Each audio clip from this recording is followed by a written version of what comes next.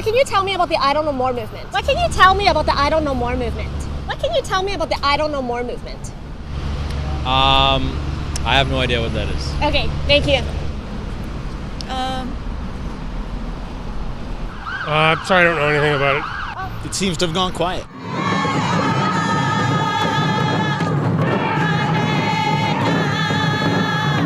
We join the voices of all our relatives who are standing up and speaking for the land, the water, and the future generations.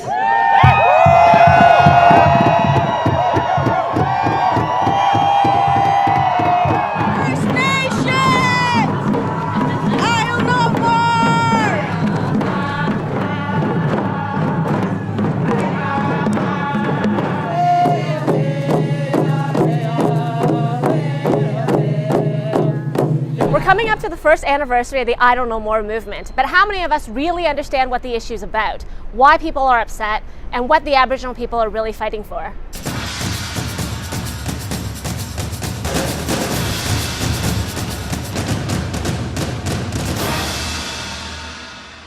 It's a complex question. I think that's one of the issues, is that you can't label it as a single issue.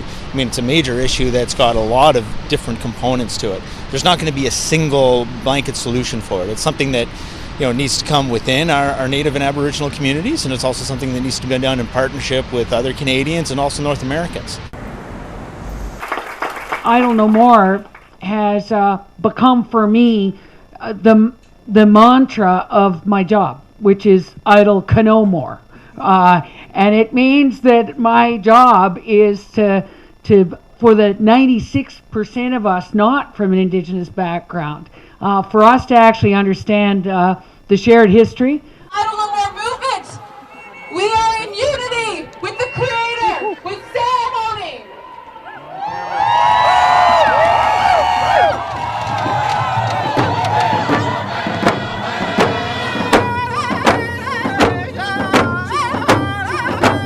Our population is exploding. I mean, 50% or more of our First Nations people are under the age of 25. We need to do education, we need to do jobs, we need to do businesses, we need to do all of those things. But we need to be the ones that should be leading that. We don't need to be told what we need. We don't need somebody to say, well, you've got this Indian Act, so we're going to redo the Indian Act for you. We need to have some say in that. I feel strongly about the issues, and hopefully it started more of a dialogue with ordinary citizens as well as in our government.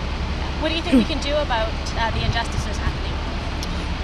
I think just continue to inform people and to push our government leaders to deal with it. Are you aware that there are hundreds of missing Aboriginal women and Yeah. it's not being investigated right now? Yeah. Do you think that we can do anything about that? Yeah, I think we have to put the heat on our police through our government leaders again. That's the way to go, is just to really raise awareness and to get the agencies to do what they're supposed to do, which is to follow up. I think we just have to have faith that we're going to be able to do this, that this needs to be happening, that because where we are at right now is not working. What we've seen with the government since the Royal Proclamation in 1763 is that the government has interfered with the Aboriginal governments and the Aboriginal people in how we relate within our own communities. So we've seen the result of the lands being taken away. We've seen the result of communities being broken up with alcohol and with addictions. We've seen the result of the residential schools of the 60s scoops, and most recently the example of government experiments on people's nutrition. All of these things have broken up the fabric of communities, and it's made it extremely difficult for Aboriginal people to live in a good way.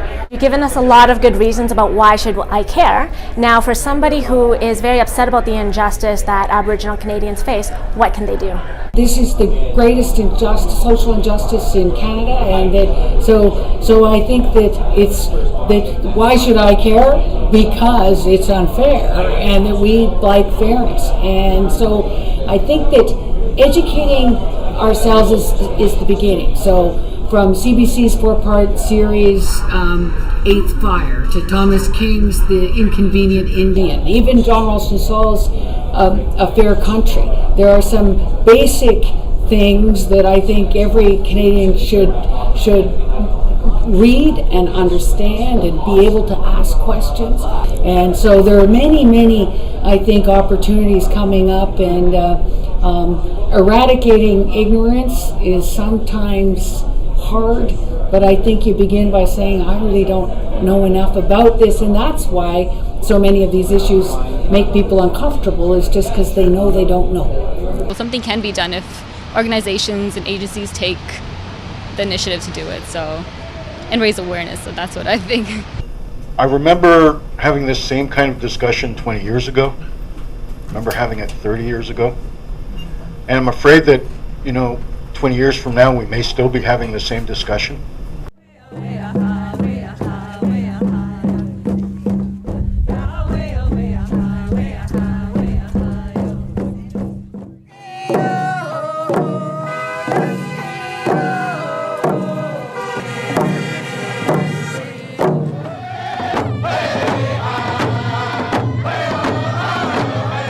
We hope you learned something from our discussion and our speakers.